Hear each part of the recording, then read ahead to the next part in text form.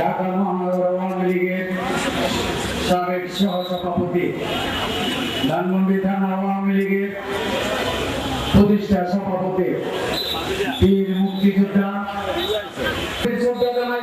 পরিবারের প্রতি গভীর সমবেদনা। বন্ধুরা আমার,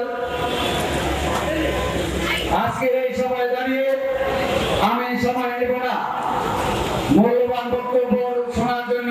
সেই সময়ে এই কথাটি যখন ঢাকা আসে, আমি তখন লালবাগে থাকি। আমাকে সকাল ৬টার সময় ফোন করা হয়েছে। আমাদের তখন মোবাইল ফোন ছিল না। একটি ভাষায় ফোন করেছে মোস্তফা মহসিন মন্টু সাহেব। তিনি নির্দেশ করেছেন। আমি ঠিক সেই সময়ে আর কিছু জিজ্ঞেস করার সাহস করলাম না।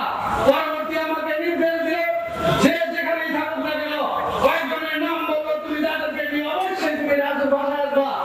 আমি তাৎক্ষণিক এই কলমে স্যার কাছে এসলাম। আমি তখন দেখলাম মোস্তফা মহসিন মন্টু আর রাজু সাহেবের সেই দিনের সাহসিকতা। আমাদেরকে নির্দেশ করলো, আমি আমার সহ মানুষ ছিল যুবলীগের মহানগরের সভাপতি হাসেম মিয়া, সাইদুর রহমান আর আমার আন্ডারের সেক্রেটারি আশরাফুল ইসলাম মারুফ। আমাদেরকে নির্দেশ করলো গাড়িতে উঠতে হবে।